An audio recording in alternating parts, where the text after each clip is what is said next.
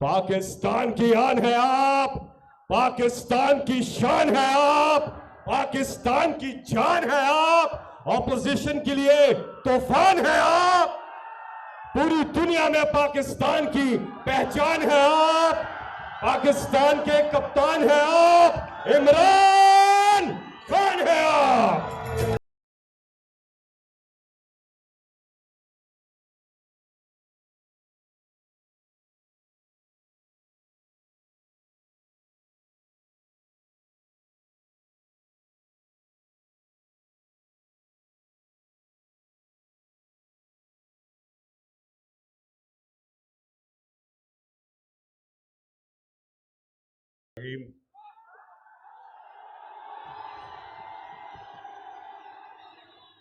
इय्याका नअबुदु व इय्याका नस्तईन।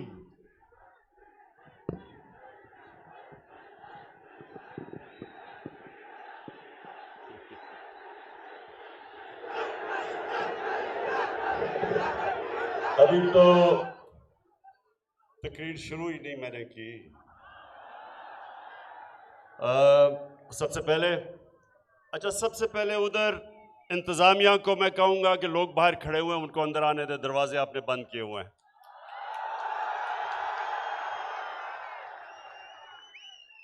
लोगों को अंदर आने दे। जुनैद अकबर, आपको 25 साल तहरीक इंसाफ में जिस तरह आपने मेहनत की और नजरियाती जद्दोजहद की, मैं आज आपको खराज तहसीन पेश करता हूं। मैं दरगई, अब नौजवानों, आपने आराम से अब मेरी बात सुननी है। मुझे पता है कि 11 बजे से आप यहां आए हुए हैं और मैं महमूद खान आपको, वजीर आला साहब, आपको यह कहना चाहता हूं कि आगे से लोगों को सिर्फ तब टाइम दें, 1 घंटा पहले टाइम दें, ताकि अगर 11 बजे टाइम देना है तो मैं 12 बजे आ जाऊं। इतनी देर लोगों को इंतजार ना करवाएं। अच्छा दरगई, पहले तो आपका बल्दियाती इलेक्शन हो रहा है। इंशाअल्लाह मुझे पूरी तरह उम्मीद है कि दरगई के बाशऊर नौजवान और बुजुर्ग उस जमात के साथ अब चलेंगे जो पाकिस्तान के साथ खड़ी है, जो इस मुल्क की एक आजाद फॉरेन पॉलिसी के साथ खड़ी है और जो चोरों के साथ के खिलाफ खड़ी है। इंशाअल्लाह वो चलेंगे, मुझे पूरा यकीन है। लेकिन नौजवानों, आज जो अहम आज मैं बात करने आया हूं, और आपने बड़ी गौर से आज मेरी बात सुननी है, क्योंकि कभी कभी कौमों की जिंदगी में फैसला कुन वक्त आता है जब कौम के सामने 2 रास्ते आ जाते हैं। मेरे पाकिस्तान के नौजवानों, हम नमाज में सिर्फ एक चीज मांगते हैं। नौजवानों, हम अजान में सिर्फ अल्लाह से एक चीज मांगते हैं कि अल्लाह उनके रास्ते पे लगा जिनको तूने नेमतें बख्शी हैं, उनके रास्ते पे ना लगा जो अपने तबाही के रास्ते पे चले गए। हमारे सामने भी अब 2 रास्ते आ गए हैं। एक तरफ पाकिस्तान के बड़े बड़े नामवर डाकू, वो सब इकट्ठे हो गए हैं।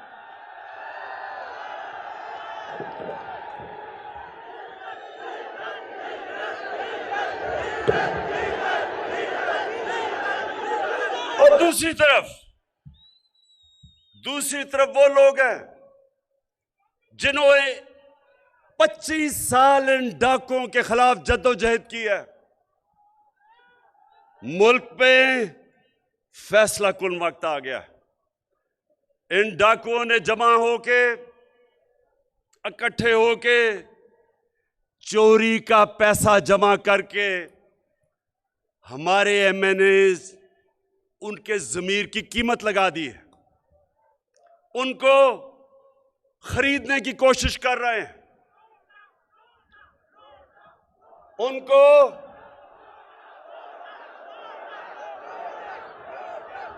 मेरे दरगई के नौजवानों, 1 मिनट सुन ले मेरी बात। लोटे में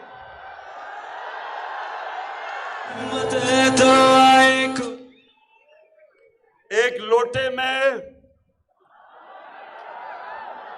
फिर से सुन ले, एक होता है लोटा और एक होता है जमीर फरोश जो अपना जमीर बेचता है। इनमें फर्क होता है। जो लोटा होता है ना, वो जिधर इख्तिदार होता है उधर उसका मुंह चला जाता है, लेकिन जो जमीर फरोश होता है वो पैसे लेके अपना सौदा करता है, अपने मुल्क का सौदा करता है, अपनी जमहूरियत का सौदा करता है, अपने दीन का सौदा करता है। और उसका दीन, जो भी दीन हो, चाहे वो क्रिश्चियन हो, चाहे वो हिंदू हो, कोई भी अल्लाह का दीन आपको इजाजत नहीं देता अपने जमीर को बेचने के लिए। सो ये जो हो रहे हैं इस वक्त, ये लोटे नहीं हो रहे, ये अपने जमीर के सौदे कर रहे हैं सारी कौम के सामने।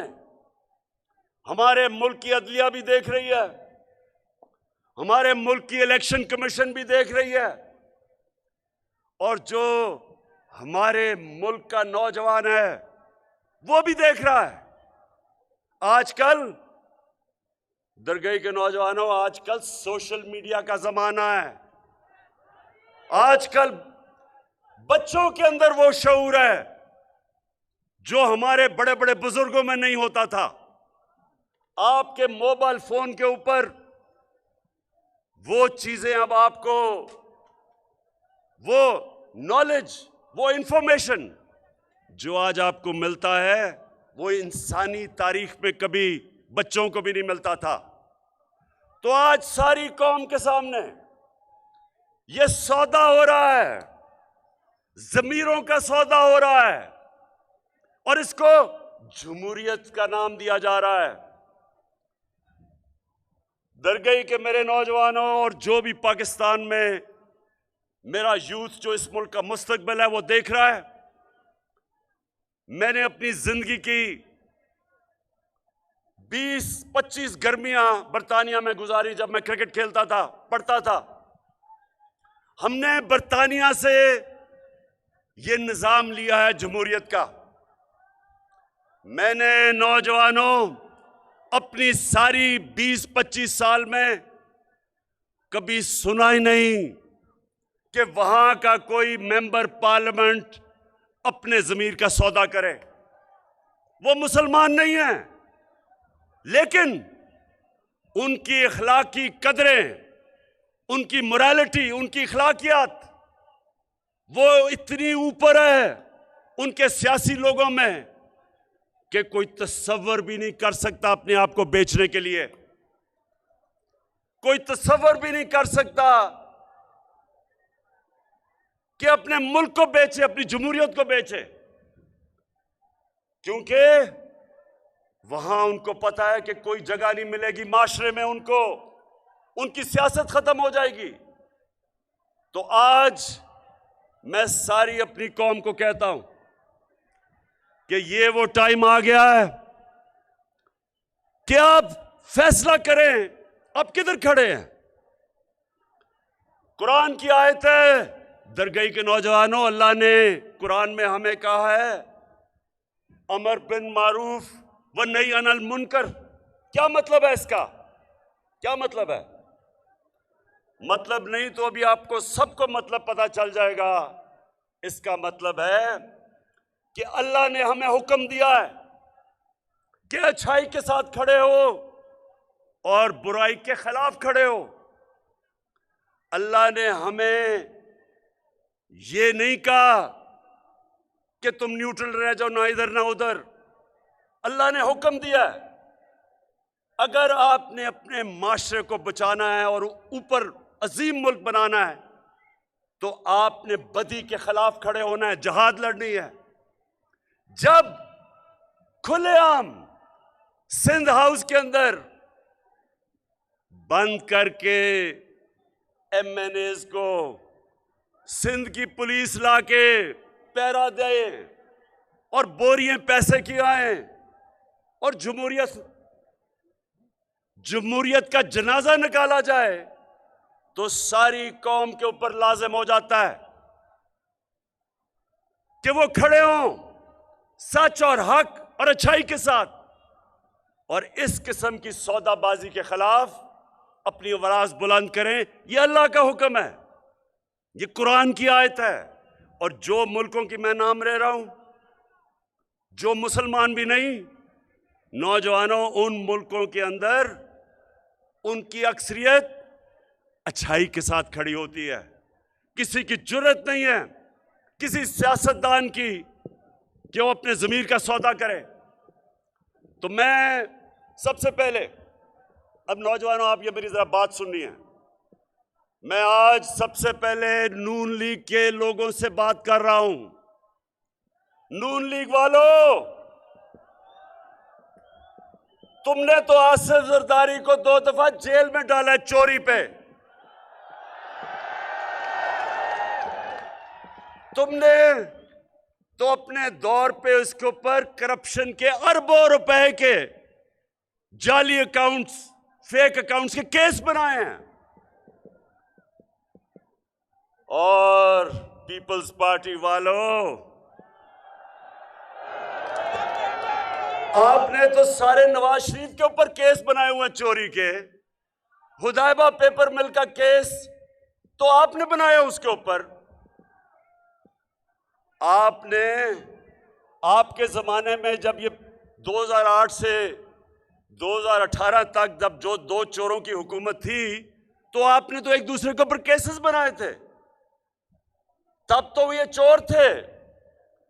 और शहबाज शरीफ, आपने जब पेट फाड़ के जरदारी का पैसा निकालना था तो वो चोरी का पैसा था ना। और फिर फजल रहमान, जरा मुझे आप आज जवाब दें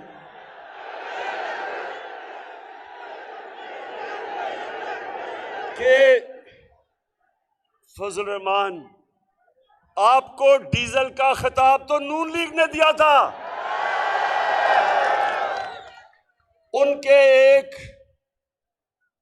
रंगबाज, उसको मैं कहता हूं बड़ा करप्ट आदमी है, बड़ी बड़ी बड़के मारता है, उसने आपको डीजल इसलिए कहा था कि उसने कहा आपने पीपल्स पार्टी की हुकूमत से डीजल के परमिट लेके बेचे थे। और आपके ऊपर जो ये शोहदा की जमीन पे आपने कब्जा किया, नैब का केस, वो तो नून लीग के दौर में आपका बना था। तो सवाल दरगई के नौजवानों, आज अब मैं सबको गवाह बना के इनसे सवाल पूछता हूं कि क्या, सुने जरा ये सवाल, और पाकिस्तान की कौम जो देख रही है, कि क्या चोरी सिर्फ इसलिए बुरी है जब आपका मुखालिफ करता है, लेकिन जब वो आपके साथ मिल जाता है तो चोरी बुरी चीज नहीं है?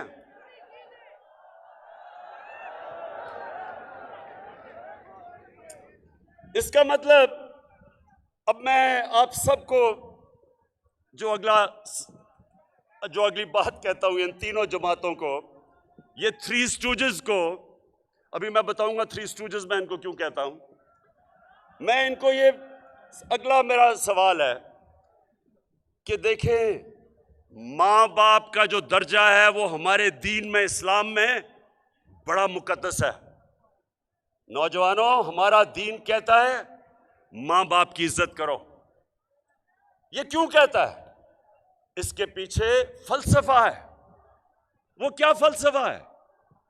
फलसफा ये है कि जितने भी आपके मां बाप गुनाहगार हों, लेकिन वो हमेशा ये चाहते हैं कि मेरे बच्चे वो गलत काम ना किए जो मैंने किए हैं। मां बाप का प्यार बेलौस होता है। मां बाप हमेशा चाहते हैं कि जो भी मैंने जिंदगी में गलतियां की वो मेरे बच्चे ना करें, इसलिए मुकद्दस है। तो नौजवानों, मैं अब इन तीनों जमातों के मां बाप से पूछ रहा हूं जो इन पार्टियों में हैं, मुझे बताएं, जब आपके बच्चे आपसे पूछेंगे कि जनाब आप तो कहते थे कि जरदारी चोर है, तो वो कहता था शहबाज शरीफ और नवाज शरीफ चोर हैं, और फजल रहमान को डीजल कहते थे, तो आप क्या जवाब देते हैं अपने बच्चों को? आपको मैं सबको आज ये कहना चाहता हूं कि इन लोगों को शर्म आनी चाहिए। ये इस मुल्क से वो करने जा रहे हैं। नौजवानों सुनो मेरी बात, ये मुल्क से वो करने जा रहे हैं जो दुश्मन भी नहीं करता। एक मुल्क के ऊपर आप बमबारी करें, दहशतगर्दी की जंग लड़ें, जंग भी हार जाएं, वो माशरा फिर भी खड़ा हो जाता है। जापान के ऊपर 2 एटम बम गिरे थे दूसरी जंग अजीम में, वो फिर खड़ा हो गया। माशरे कभी भी जंग हारने से खत्म नहीं हुआ आज तक, लेकिन माशरे को अगर आपने तबाह करना है, उसकी अखलाकियात तबाह कर दो, उनको अच्छे बुरे की तमीज खत्म कर दो।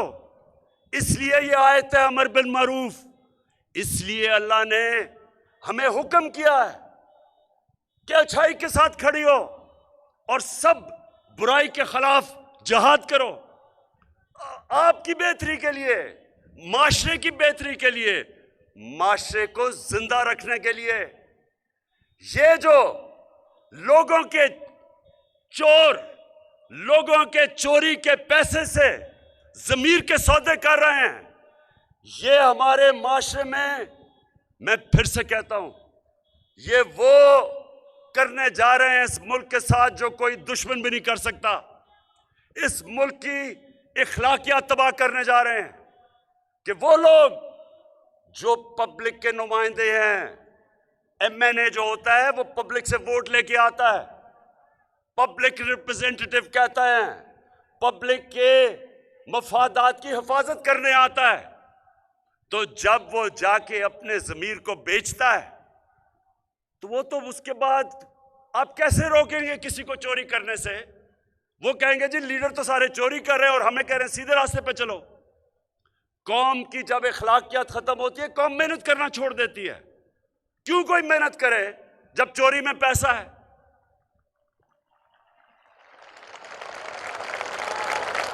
चलो चलो इमरान के साथ, चलो चलो इमरान के साथ, चलो चलो। मैं अब आज दरगई आपके सामने अपने जो एमएनएज, जिनको ये करोड़ों रुपए दे के, रिश्वत दे के खरीदने की कोशिश कर रहे हैं, मैं अब उनसे मुखातिब हूं। देखो,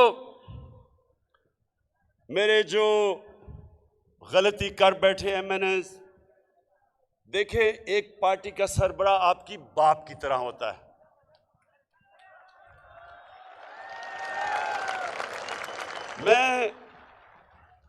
मैं आपकी भलाई के लिए अब बातें कर रहा हूं। मेरी बड़ी गौर से बात सुनो। देखें, ये वो दिन चले गए छांगा मांगा के, जब इन्होंने भेड़ बकरियों की तरह एमपीज नून लीग ने छांगा मांगा रेस्ट हाउस में और पीपल्स पार्टी ने मरी। वो दिन चले गए हैं। तब तो आप दोनों करप्ट थे, तो लोगों, तब तो आपने अभी करप्शन में इतना नाम नहीं कमाया था, तो लोगों ने तो ये समझा कि इक्तदार की वजह की जंग चल रही है। ये पाकिस्तान वो पाकिस्तान है जिसमें लोगों में शऊर आ चुका है। सोशल मीडिया का जमाना, मैं फिर से बता रहा हूं, आपके बच्चे बच्चे को आपके नाम पता चल गए हैं। आपको सबको पता चल गया कि आपने अगर पार्टी को छोड़ा तो सिर्फ और सिर्फ आप पैसे लेके छोड़ेंगे। आप जितना मर्जी कहेंगे जी मेरी ज़मीर जाग गया है और मैंने फैसला किया इन चोरों के साथ मिलने का, लोग आपकी बात नहीं मानेंगे। आप जितना भी कहेंगे जी इमरान खान बड़ा बुरा आदमी है, होगा बड़ा बुरा, लेकिन लोग आपकी बात नहीं मानेंगे। लोग सब समझेंगे कि अब आपने अपने आप को बेचा है। दरगाही के लोगों, नौजवानों, आप मुझे ये बताएं हाथ खड़ा करके, अभी नहीं मैं बताऊंगा। आप मुझे ये बताएं कि क्या आप ये सब समझते हैं कि इन्होंने अगर हमारा कोई भी आदमी इनके लिए वोट डालेगा, ये सिर्फ और सिर्फ इनसे पैसे लेके अपना ज़मीर बेच के वोट डालेगा? अगर आप समझते हैं तो हाथ खड़ा कर दें। ये जरा एक मिनट फिर से हाथ, जरा कैमरा दिखाना कि ये लोग, ये सारा पाकिस्तान यही समझेगा। सारे पाकिस्तान में मेरे एमएनएज, मेरी सुन लें मेरी बात आज, सारे पाकिस्तान ये समझता है, आप जो मर्जी उनको कह लें, सारा पाकिस्तान ये समझेगा कि आपने अपना ज़मीर बेचा है। और ये जो सोशल मीडिया है हमेशा के लिए आपके नाम के साथ लग जाएगा कि आप ज़मीर फरोश हैं। आपके लिए शादियों में जाना मुश्किल हो जाएगा, आपके बच्चों से लोग शादियां नहीं करेंगे। स्कूल के अंदर आपके बच्चों से बुरा भला का मजाक करेंगे, बुरा भला कहेंगे। आप हमेशा के लिए आप अपना मुस्तकबिल ये पैसे लेके तबाह कर देंगे। आपकी जिंदगी में जिल्लत होगी। लोग बाशऊर हैं। आप ये छांगा मांगा के दिन चले गए हैं। लोगों ने आपको माफ नहीं करना, क्योंकि लोग ये जो थ्री स्टूजेस हैं इनकी शक्लें जानते हैं 35 सालों से। ये 35 सालों से चोरी कर रहे हैं। इन तीनों के ऊपर नैब के अंदर अरबों रुपए के करप्शन के केसेस हैं। आप जो मर्जी कर दे, उल्टा लटक जाए, लोगों ने कहना है कि ये अपने जमीर बेच के गए हैं वहां। क्यों? मुझे बताएं कि आप क्या समझते हैं। आप बताएं, हाथ खड़े करके बताएं कि आप क्या समझते हैं। सारी कौम आज ये समझती है, सारी कौम के ऊपर से पर्दा उठ चुका है, किसी को आप पागल नहीं बना सकते। तो इसलिए मेरे जो एमएनएज गलती कर बैठे हैं, आज मैं आपको पैगाम दे रहा हूं कि मैं आपको माफ कर दूंगा, वापस आ जाए। साफ चली शफाफ चली तहरीके इंसाफ चली, एक दूजे का थामो। हम सबसे गलतियां हो जाती हैं। अल्लाह रहमान और रहीम है, माफ करने वाला है। मैं क्या चीज हूं? मैं तो जिस तरह का बाप की तरह हूं। बाप अपने बच्चों की गलतियां माफ कर देता है।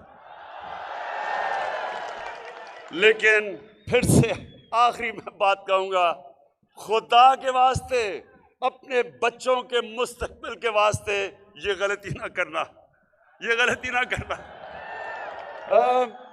मुझे लोगों ने कहा कि इमरान खान, ये सुने, मुझे लोगों ने कहा, उन्होंने ये कहा कि देखें वो तो उनके पास सिंध की हुकूमत है, वो तो सिंध की हुकूमत का पैसा इस्तेमाल कर रहे हैं, तो आपके पास तो पंजाब, पख्तूनख्वा, आज़ाद कश्मीर और गिलगित बल्तिस्तान है। आपके पास तो बहुत ज़्यादा पैसा है, आप इनको खरीद के वापस ले आए। मैंने अपने लोगों को कहा जिन्होंने मुझे ये तजवीज़ दी, मैंने कहा सबसे पहले मैं अल्लाह को जवाब दूं, मुझे अपनी आखिरत की फिक्र है।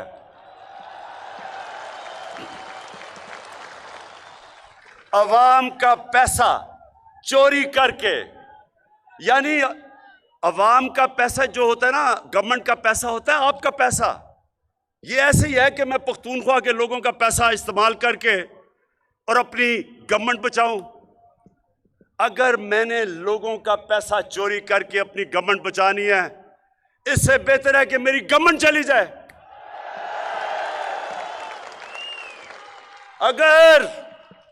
अगर मैंने अपने ज़मीर का सौदा करके रिश्वत देनी है एमएनएस को, मैं लानत भेजता हूं ऐसी हुकूमत को। और ये दरगई, जरा ये सुने,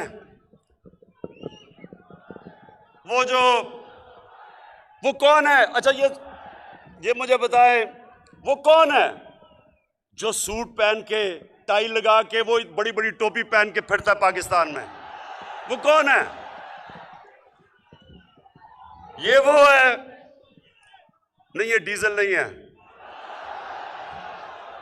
ये वो आदमी है। सुने जरा, ये इसने मुझे तजवीज दी है। सुने जरा, इस बेशरम ने मुझे तजवीज दी है कि इमरान खान आपको एब्सोल्युटली नॉट नहीं कहना चाहिए था। इसके बेटे ने भी ये तजवीज दी है। और फिर इसने कहा है, दरगई में नौजवानों, बेशर्मी की इंतहा देखो। कहता है कि यूरोपियन यूनियन के एम्बेसडर्स ने, उनकी आपको तनकीद भी करनी चाहिए थी। जरा शहबाज शरीफ और आपके बेटे और वो जो उधर बैठा हुआ है डरपोक, झूठा मुजरिम, डरपोक और झूठा, और अरबों रुपए की प्रॉपर्टीज में बाहर बैठा हुआ है, जरा सुन लो मेरी बात। मुझे यह बताओ कि मैंने एब्सोल्युटली नॉट किस बात पे किया था? उन्होंने मेरे से पूछा था कि क्या पाकिस्तान अमेरिका को बेस देगा अफगानिस्तान के अंदर, अगर इंतशार हो तो यहां से बेस इस्तेमाल करे अफगानिस्तान के खिलाफ? ये उसने मेरे से पूछा था। मैं आप सबको, नौजवानों, मैं आपको बताना चाहता हूं, मैं जब 25 साल पहले पॉलिटिक्स में आया था तो मेरी पार्टी का नस्बुल ऐन था, इय्याक नअबुदु व इय्याक नस्तईन। अल्लाह तेरी इबादत करता हूं, तेरे से मदद मांगता हूं। मैंने जब से पहले दिन से, मैंने क्या कहा था कि ना मैं कभी किसी के सामने झुकाऊं, ना अपनी कौम को किसी के सामने झुकने दूंगा। जो हमने अमेरिका की जंग में शिरकत की, जो नौजवानों पाकिस्तान ने अमेरिका की जंग में शिरकत की, 80,000 हमारे लोगों की जानें गई, हमारा कबायली इलाका तबाह हो गया, 35 लाख लोगों ने नकल मकानी की वहां से जब हमने उनकी जंग में शिरकत की। $100 अरब से ज्यादा मुल्क को नुकसान हुआ। तो मैं छोटे मियां शोबाज आपसे मैं सवाल पूछता हूं कि क्या मिला उससे हमें? जो आपका ये कहने का मतलब कि फिर से हम उनकी जंग में शामिल हो जाएं, मैं वाज़ेह करता हूं, मैंने अमेरिका को बार बार कहा, अमन में हम आपके साथ हैं, जंग में आपके साथ नहीं है।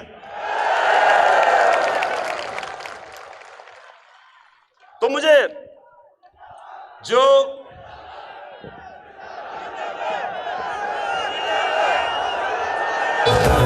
शक्लें जो दिखती है, अंदर से अंदर रोई मांगती है। जो शहबाज शरीफ ने यूरोपियन यूनियन की बात की, एम्बेसडर्स की, जरा गौर से सुन लें। यूरोपियन यूनियन के एम्बेसडर्स ने प्रोटोकॉल तोड़ते हुए, किसी एम्बेसडर को यह हक नहीं पहुंचता कि मुल्क की फॉरेन पॉलिसी पे पब्लिक में बात करे, किसी को नहीं पहुंचता। उन एम्बेसडर्स ने प्रोटोकॉल के खिलाफ पाकिस्तान को कहा कि आप रूस के खिलाफ बयान दें। मैंने उनसे सही पूछा कि क्या आप हिंदुस्तान को यह कहेंगे? इनकी जान जाती है हिंदुस्तान को कहते हुए, और हमको इनके गुलाम है कि हमें कहें जनाब आप उनके खिलाफ स्टेटमेंट दें। इन्होंने प्रोटोकॉल के खिलाफ बात की। तो शहबाज शरीफ और उसका बेटा कहता दरगई कहता कि इमरान खान ने बड़ी गलत काम किया कि उसने गोरों के सामने ये बात कह दी। शहबाज शरीफ, आपकी जो सबसे बड़ी खासियत वो पता क्या है? क्या है इसकी? ये बूट पॉलिश बड़े अच्छी तरह करता है। ये जब भी कोई बूट देखता है पॉलिश करने शुरू कर देता है, और ये जब कोई गोरा देखता है सूट पहन के अंग्रेजी बोलता हुआ, फटाफट उसके भी जूते पॉलिश करने शुरू कर देता है। तो शहबाज शरीफ, मैं एक आजाद इंसान हूं। मैंने जब ला इलाहा इल्लल्लाह मोहम्मद रसूलुल्लाह पढ़ा था तो मैंने दावा किया था कि अल्लाह तेरे सिवा कोई खुदा के सामने कोई खुदा नहीं है, किसी के सामने नहीं झुकूंगा। इसका यह मतलब नहीं कि हम किसी से जंग लड़ रहे हैं, हम एक आजाद मुल्क चाहते हैं। मेरे मुल्क की फॉरेन पॉलिसी मेरे लोगों की बेहतरी में हो। साथ वाला हमारा मुल्क है हिंदुस्तान। मैं आज हिंदुस्तान को दाद देता हूं, इन्होंने हमेशा आजाद फॉरेन पॉलिसी रखी। आज हिंदुस्तान उनके साथ मिला हुआ है, उनका अलायंस है। क्वाड के अंदर अमेरिका का अलायंस की हुई है और अपने आप को वो कहता है मैं न्यूट्रल हूं। रूस से तेल मंगवा रहा है जबकि सैंक्शंस लगी हुई हैं, क्योंकि हिंदुस्तान की पॉलिसी अपने लोगों की बेहतरी के लिए है। इन दोनों के दौर में, इन डाकुओं जब 10 साल ये इख्तिदार में थे तो इनकी पॉलिसी हमारे लिए नहीं थी। 400 ड्रोन अटैक हुए पाकिस्तान पे, हमारे औरतें बच्चे मारे गए, हमारे बेकसूर लोग मारे गए। एक दफा इन्होंने मजम्मत नहीं की, मुनाफिकत की कि अमेरिकनों को कहा कि आप ड्रोन मारी जाओ, और हुकूमत से एक स्टेटमेंट आया हम मजम्मत करते हैं। मुनाफिक, पैसे की पूजा करने वाले, इनके पैसे पड़े हुए हैं मुल्क से बाहर। इनकी बड़ी बड़ी अरबों रुपए की जायदादें पड़ी हुई हैं मुल्क से बाहर। ये कभी अपनी कौम के लिए नहीं खड़े होंगे, क्योंकि ये पैसे की बुत की पूजा करने वाले लोग हैं। इसलिए कभी पाकिस्तान इनके नीचे आजाद नहीं होगा। इसलिए ये यूरोपियन यूनियन, जबकि उन्होंने प्रोटोकॉल के खिलाफ किया, फिर भी उनकी हिमायत कर रहे हैं। जब पाकिस्तान ने 80,000 लोगों की कुर्बानी दी, फिर भी कह रहे हैं कि एब्सोल्युटली नॉट, गलत था। तो मैं अपने पाकिस्तानियों, मैं अब आपको सिर्फ बताना चाहता हूं कि इस मुल्क ने आगे कैसे बढ़ना है। इस मुल्क ने आगे कभी भी दूसरी सुपर पावर्स के सामने झुक के अपनी गैरत खत्म करके गुलाम बन के ये आगे नहीं बढ़ेगा। ये आगे तब बढ़ेगा जब हम अपने पांव पे खड़े होंगे। और मैं आज आपको बताना चाहता हूं कि ये 3.5 साल में जो हमने किया है, सिर्फ और सिर्फ कोशिश हुई है कि पाकिस्तान अपने पैर पे खड़ा हो। और मैं आपको बताऊंगा क्या क्या किया। लेकिन सबसे पहले, लोग कहते हैं जी आपने क्या किया 3.5 साल में। आज दरगई के नौजवानों और बुजुर्गों, ये गवाही देना जो मैं आपको बताने लगा हूं कि कभी पाकिस्तान की तारीख में 3.5 साल में किसी हुकूमत ने वो काम नहीं किए जो हमने किए हैं। मैं चैलेंज करता हूं आज, और मैं अभी आपको गिनाता हूं कि हमने किया क्या। लेकिन सबसे पहले मैं अल्लाह का खास शुक्रगुजार हूं कि उसने मेरे नबी सल्लल्लाहु अलैहि वसल्लम के सामने और मेरे अल्लाह के सामने मुझे सुरखरू किया, क्योंकि मैं 3 साल से जद्दोजहद कर रहा था कि मेरे नबी सल्लल्लाहु अलैहि वसल्लम की जो बेहुर्मी होती थी, बेहुर्मती, उनकी शान में जो गुस्ताखी होती थी, उनके ऊपर जो कार्टून बनाए जाते थे, जो खाके बनाए जाते थे, पाकिस्तान में हम तोड़ फोड़ अपनी करते थे, पुलिस उनको नुकसान पहुंचाते थे। बेचारे कई पुलिस वाले शहीद हुए, कई जख्मी हुए, लेकिन कोई फर्क नहीं पड़ता था। मैं बार बार इनको कहता गया कि मैं आपकी ये जंग लड़ूंगा और इंशाल्लाह जीत के दिखाऊंगा। और मेरी टीम, मेरे फॉरेन ऑफिस, मेरी टीम, हमने हर फोरम पे यूनाइटेड नेशंस में जाके मैंने तकरीर की। पहली दफा जब भी मैंने यूएन में तकरीर की, मैंने बात की जो इस्लामोफोबिया, यानी जो इस्लाम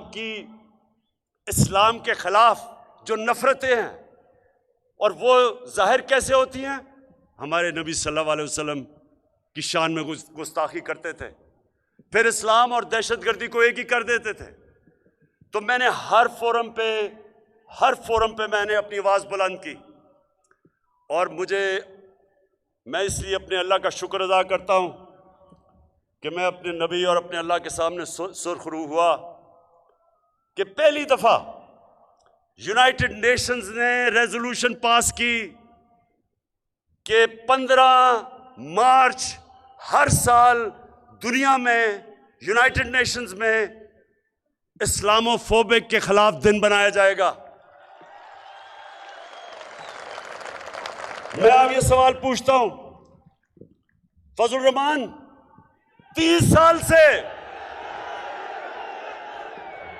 साल से आप दीन के नाम सियासत कर रहे हैं।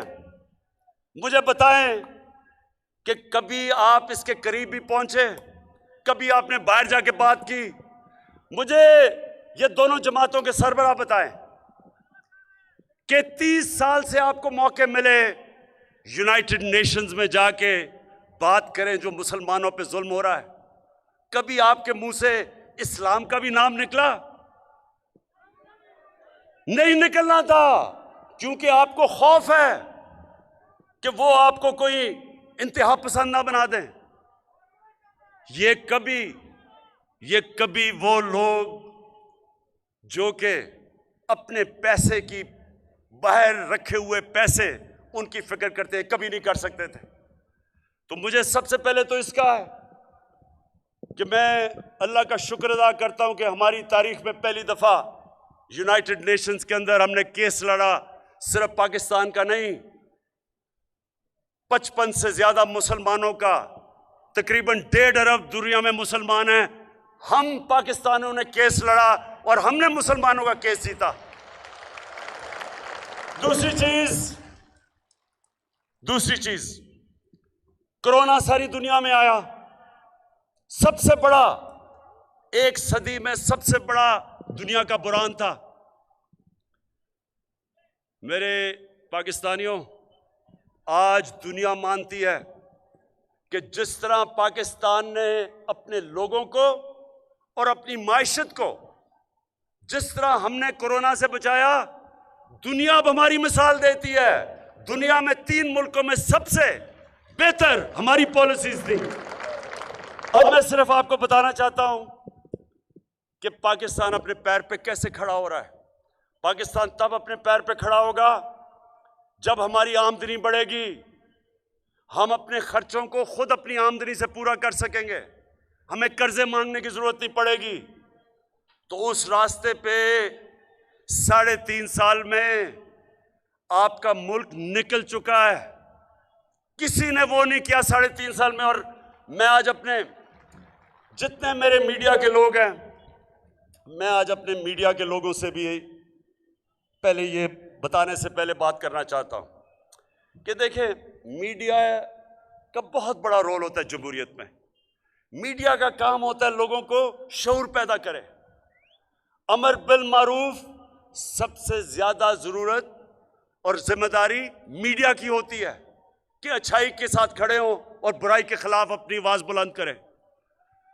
मुझे अफसोस से कहना पड़ता है कि मीडिया में कई मीडिया हाउसेस के ऊपर पैसा चल रहा है और कईयों के ऊपर बाहर से पैसा चल रहा है।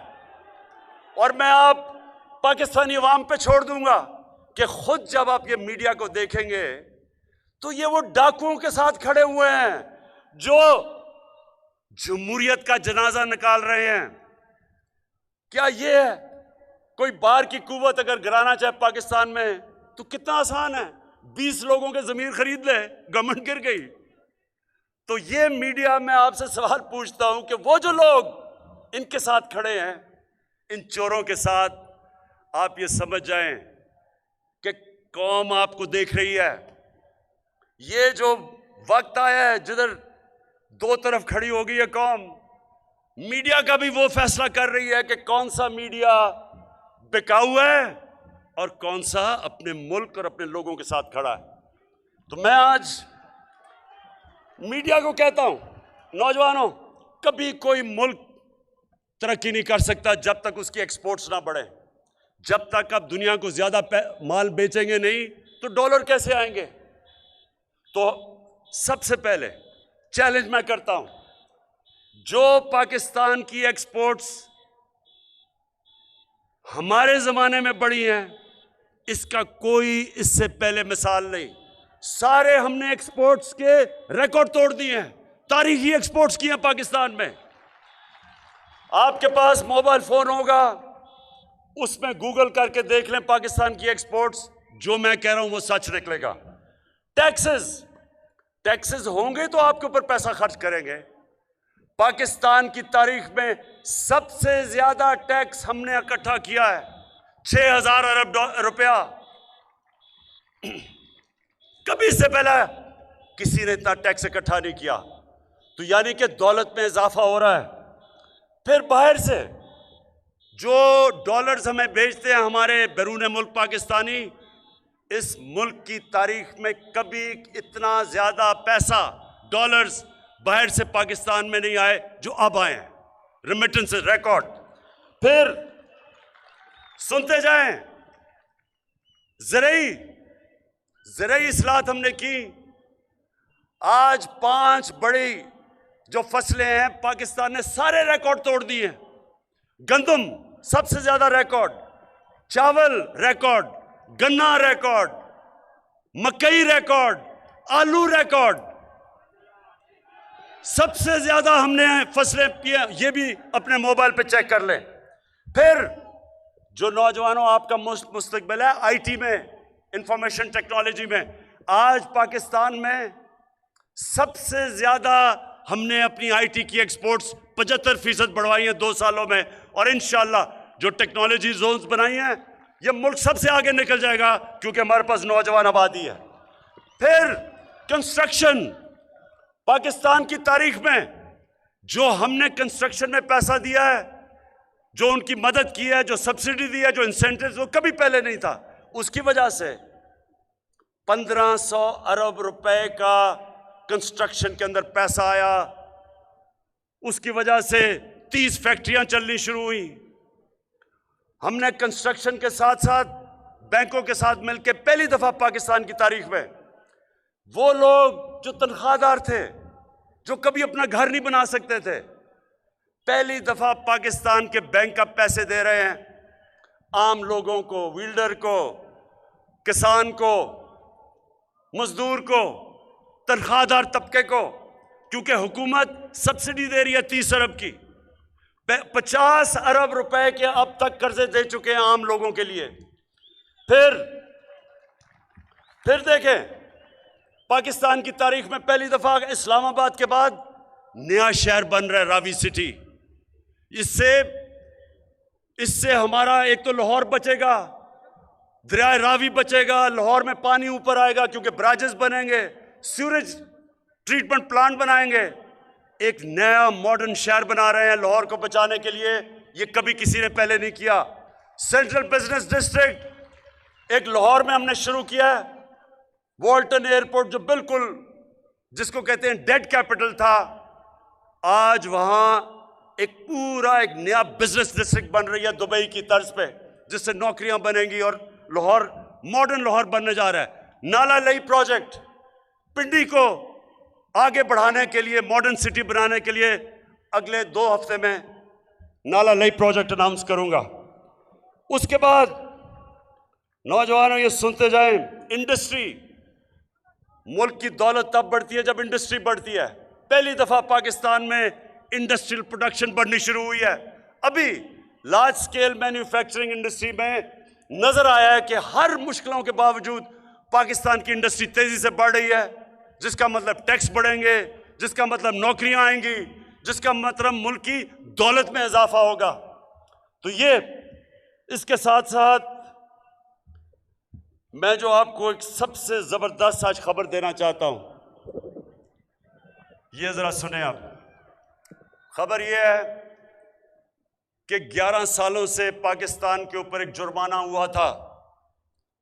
रेकोडिक एक ऐसी चीज थी कि उसमें पाकिस्तान ने जो हमारा इख्तिलाफ हुए, इंटरनेशनली पाकिस्तान के ऊपर $6 अरब का जुर्माना हुआ और इंटरेस्ट लग गया। अगर हम आज में आने से पहले साइन करके आए उनके साथ मुआहदा, अगर मैं ये ना करता तो सुन लें जरा आप, 2000 अरब रुपए का इस मुल्क को हर्जाना देना पड़ना था। 2000 अरब। सोचे पख्तूनख्वा का जो सारा डेवलपमेंट एक्सपेंडिचर कितना है महमूद खान? 200 अरब सारा आपका साल का डेवलपमेंट एक्सपेंडिचर है। 2000 अरब का पाकिस्तान के ऊपर हर्जाना था, हमारा दिवालिया निकल जाना था। 3 साल हमने उनसे बातचीत की और मुझे बड़े फख्र से कहना पड़ता है, आपको अच्छी खबर दे रहा हूं कि आज हमने मुआहदा किया। इससे क्या होगा? पहले तो 2000 अरब रुपए की तलवार चली गई। दूसरा, वो अब आके पाकिस्तान में $9 अरब की इन्वेस्टमेंट करने आ रहे हैं, जो इस मुल्क की तारीख की सबसे बड़ी इन्वेस्टमेंट है।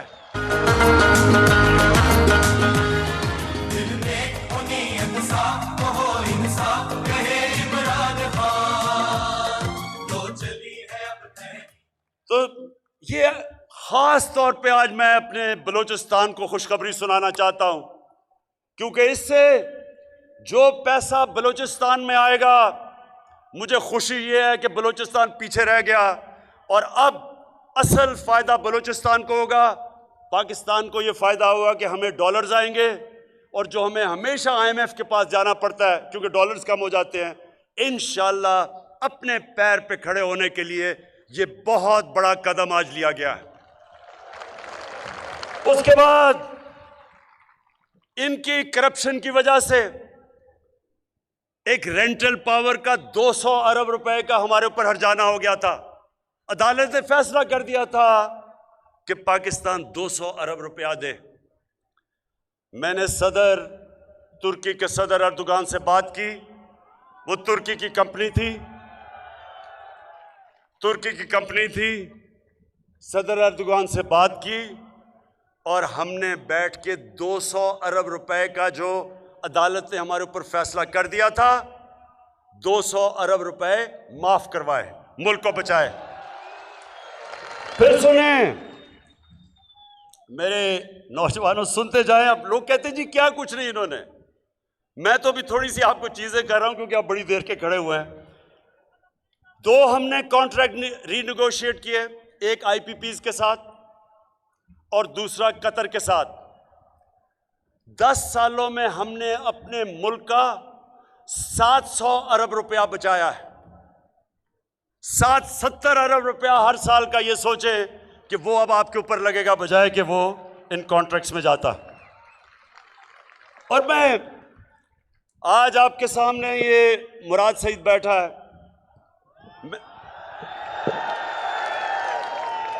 मैं इसको आज आप सबके सामने खराज तहसीन पेश करना चाहता हूं। और मैं ये चाहता हूं कि मेरे जो सहाफ़ी हमारे ज़बरदस्त हैं पाकिस्तान में, ज़रा ये गौर से मेरी अब बात सुने। फ़र्क क्या होता है कि जब एक हुकूमत, एक ईमानदार हुकूमत आती है और जो करप्ट हुकूमत होती है, फ़र्क क्या उसमें होता है?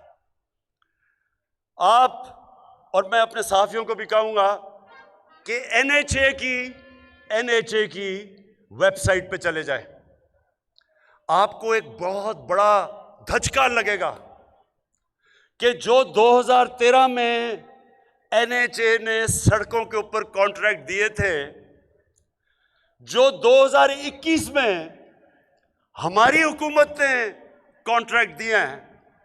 अब सोच लें कि 2013 और 2021 में कितनी महंगाई हुई है। तो हमारा तो बहुत महंगे होने चाहिए थे।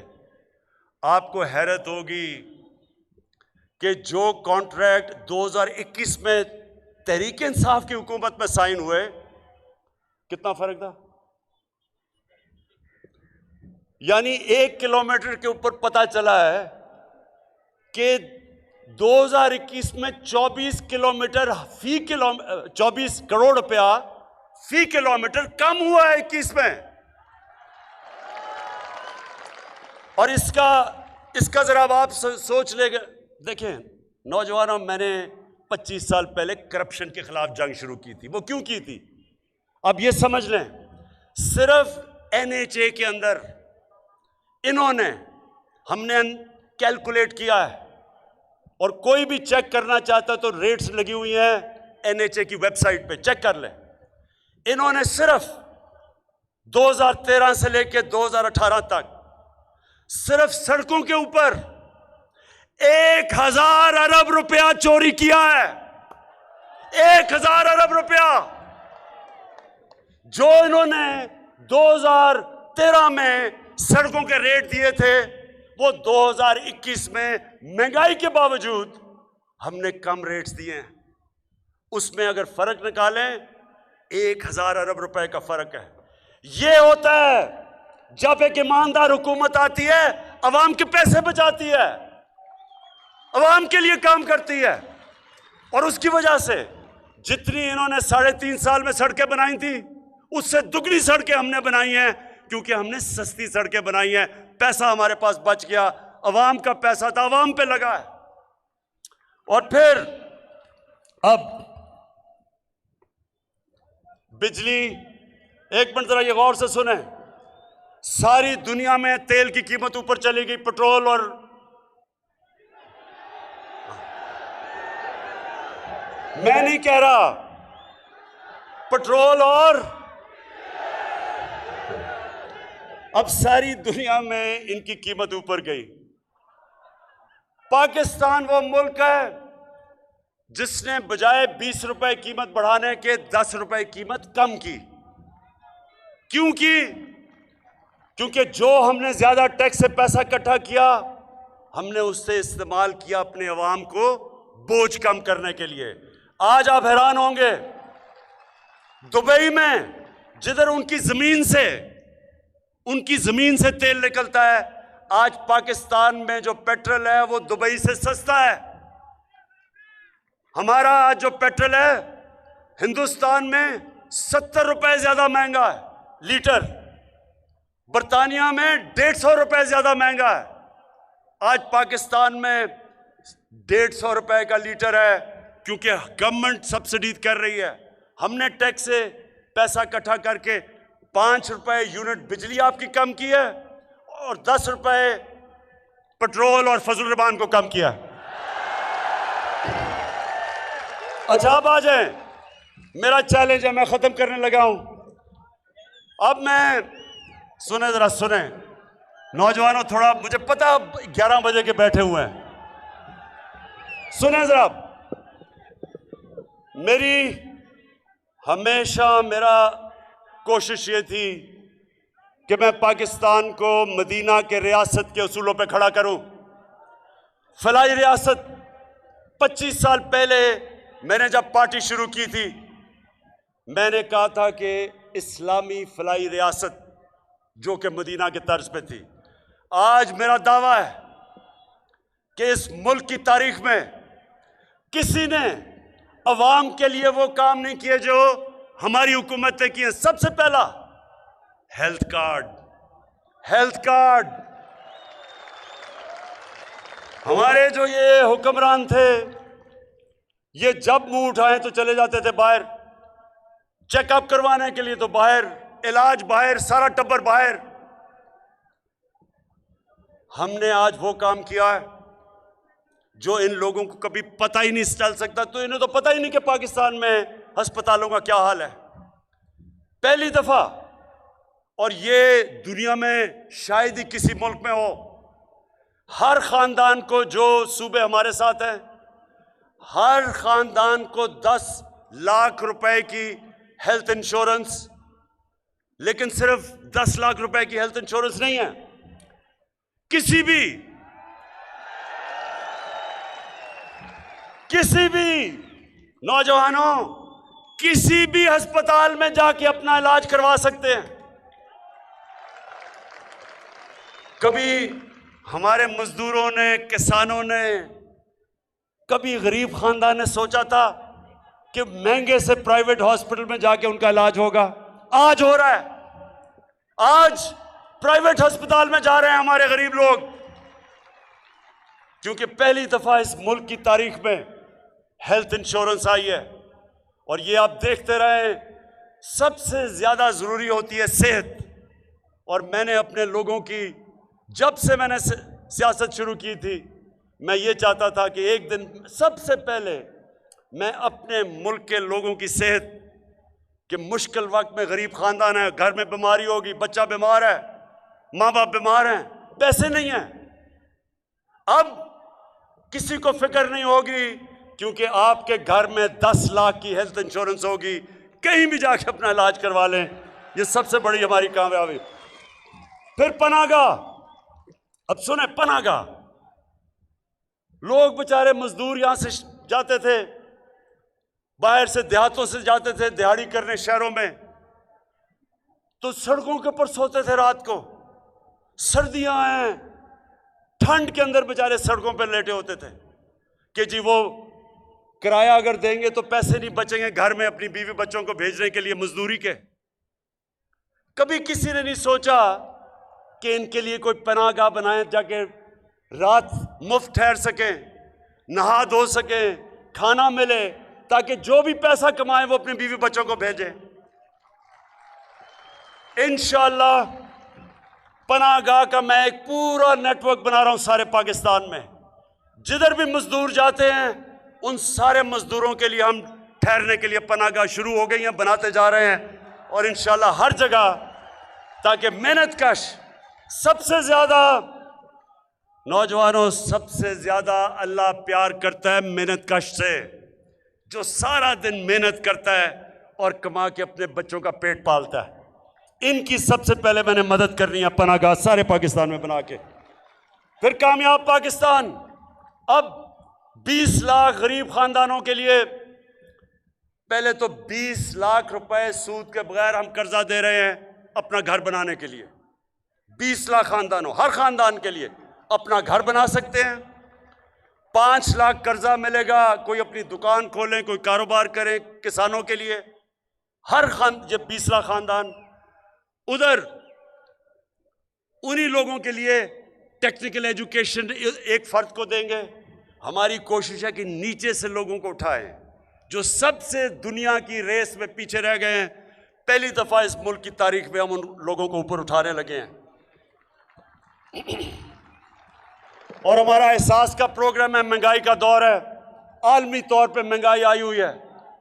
उस महंगाई के दौर में हमारे एहसास का प्रोग्राम है कि 2 करोड़ खानदान को, इसका मतलब पाकिस्तान में 10 करोड़ लोगों को, हम हर खानदान को 30% रियायत दिलवाएंगे चीनी, घी और आटे के ऊपर, कि किसी करियाना की स्टोर में जाके 30% आपको कम मिले, ताकि महंगाई का बोझ कम हो।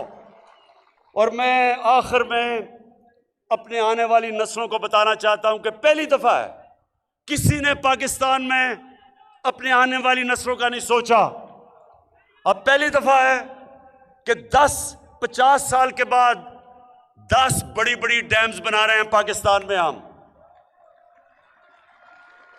इससे सस्ती बिजली मिलेगी, पानी के ऊपर बिजली बनेगी, सस्ती बिजली। और दूसरी चीज कि इससे हमारा जो पानी का रिजर्वोयर, पानी के रिजर्व, वो दुगने हो जाएंगे, और ज्यादा जमीन हम काश्त पे लेके आएंगे, और ज्यादा इंशाल्लाह अनाज बताएंगे। ये अपने मुस्तकबिल के लिए पहली डैम ममन डैम इंशाल्लाह 2025 में, 2027 के अंदर दासू डैम, 2028 में इंशाल्लाह बादशाह जो सबसे बड़ी डैम बन रही है। मैं आखिरी 3 चीजें, पहली दफा किसी हुकूमत ने अपनी आने वाली नस्लों के लिए मुल्क में शजरकारी शुरू की, मौसम की तब्दीली की जंग लड़ने के लिए। दुनिया आज पाकिस्तान को समझती है कि जो क्लाइमेट चेंज में पाकिस्तान ने कदम उठाए हैं, बरतानिया के प्राइम मिनिस्टर ने यूनाइटेड नेशंस में मिसाल दी पाकिस्तान की कि ये वो मुल्क है जो दुनिया में रास्ता दिखा रहा है अपनी आने वाली नस्लों के लिए। और फिर जो मैं आपके लिए, पख्तूनख्वा के लिए लोगों को खास तौर पे कहना चाहता हूं कि टूरिज्म, ये मेरा आपसे वादा है कि पाकिस्तान को मैं दुनिया का टूरिज्म का सेंटर बनाऊंगा। शुरू कर रहा हूं मैं स्कर्दू से। स्कर्दू इंशाल्लाह दुनिया का स्कीइंग कैपिटल बनेगा। इंटरनेशनल एयरपोर्ट बन चुका है। ये वो मुल्क है जिसमें अल्लाह ने इतना कुछ दिया है, लेकिन जो लोग अपनी छुट्टियां सारी लंदन में गुजारे, उनको क्या पता कि पाकिस्तान में अल्लाह ने क्या क्या नेमतें दी हैं। इंशाल्लाह ये अगर कोरोना ना होता तो अब तक जो मैं सोच रहा हूं कि पाकिस्तान टूरिज्म का दुनिया का सेंटर बन चुका होता। इंशाल्लाह मेरी ये कोशिश रहेगी कि इस मुल्क को दुनिया का सेंटर बनाऊं। और मेरे आपके लिए, सबके लिए आखिर में सुन रहे, पाकिस्तान की तारीख में पहली दफा एक तालीम का निसाब हम लेके आए हैं 5वीं क्लास तक। इसका क्या मतलब है कि अब तक इंग्लिश मीडियम पैसे वाले बच्चों के लिए, उर्दू मीडियम अवाम के लिए, और फिर दीनी मदरसे वो भी लोगों के लिए, लेकिन अच्छी अच्छी नौकरियां तो इंग्लिश मीडियम बच्चों के लिए थी। हम पहली दफा, ये जो 70 साल पहले होना चाहिए था, पहली दफा इस मुल्क की तारीख में हम एक तालीम का निसाब शुरू कर रहे हैं 5वीं क्लास तक, और फिर इंशाल्लाह इसको ऊपर तक लेके जाएंगे। और मैं अपनी आखिर में तकरीर ख़त्म करते हुए आपको एक बड़ी खुशखबरी देना चाहता हूं।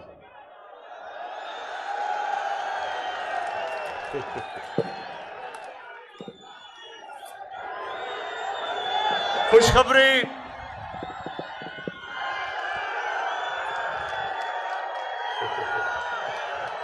क्या है? खुशखबरी ये है मेरे नौजवानों। अच्छा नहीं, खुशखबरी बाद में चलाऊंगा, ये पहले बात कर दूं कि मैंने पाकिस्तान में रहमतुल आलमीन अथॉरिटी बनाई है। इसका मकसद कि अपने बच्चों को नबी सल्लल्लाहु अलैहि वसल्लम की सीरत, नबी का रास्ता, नबी की जिंदगी, उससे मैं अपनी कौम के कैरेक्टर को उठाऊं, अपने लोगों को अच्छे और बुरे की तमीज सिखाऊं। नबी सल्लल्लाहु अलैहि वसल्लम की जो सीरत है वो हम अपने स्कूलों से शुरू कर रहे हैं, यूनिवर्सिटीज के अंदर रिसर्च करवा रहे हैं, डिबेट्स करवाएंगे। मैं सिर्फ एक चीज चाहता हूं कि मेरे मुल्क के नौजवानों को पता हो कि दुनिया का सबसे अजीम लीडर नबी सल्लल्लाहु अलैहि वसल्लम, उसने कैसे इंसानों को तब्दील किया था, उसने कैसे मदीना में इंसानों के कैरेक्टर बदले थे, उसने कैसे इंसानों को तब्दील करके दुनिया की इमामत करवाई थी, उसने कैसे छोटे से लोगों को अजीम लोग बना दिया, उसने कैसे, जो मौलाना रूमी कहते हैं, मौलाना रूमी कहता है नौजवानों, कहता है अल्लाह इंसानों को कहता है कि मैंने तो तुम्हें पर दिए थे, तो क्यों चूंटियों की तरह जमीन पे रेंग रहे हो। नबी सल्लल्लाहु अलैहि वसल्लम ने इंसानों को पर दे के अजीम कौम बनाया था। ये मेरा मकसद है। ये 70 साल पहले रहमतुल्लाह आलमीन अथॉरिटी बननी चाहिए थी, जो हमने अब बनाई है, और इंशाल्लाह तरबियत करेंगे अजीम कौम बनाने के लिए। तो जो मैं आपको खुशखबरी ये सुना रहा हूं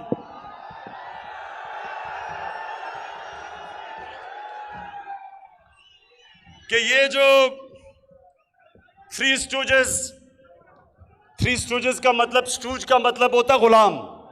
ये जो तीनों गुलाम हैं, थ्री स्टूजेस, इन्होंने बड़ी ज्यादा साजिश करके, पैसा इकट्ठा करके बाहर के लोगों के घुटने दबा दुबू के, पाँव पकड़ के, जूते पॉलिश करके,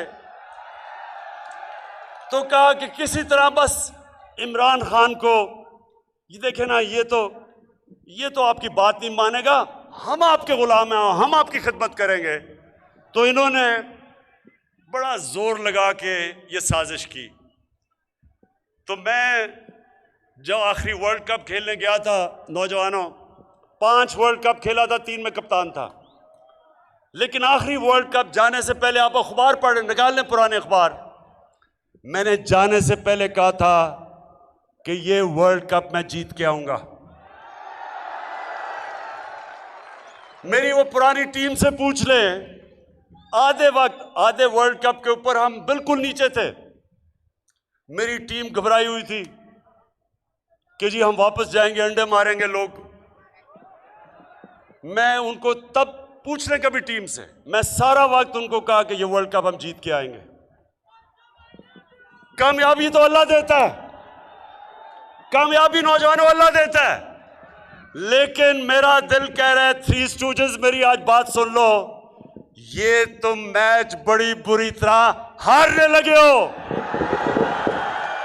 जमीन मजबूत, बहुत मजबूत, तो हम आजाद रहे।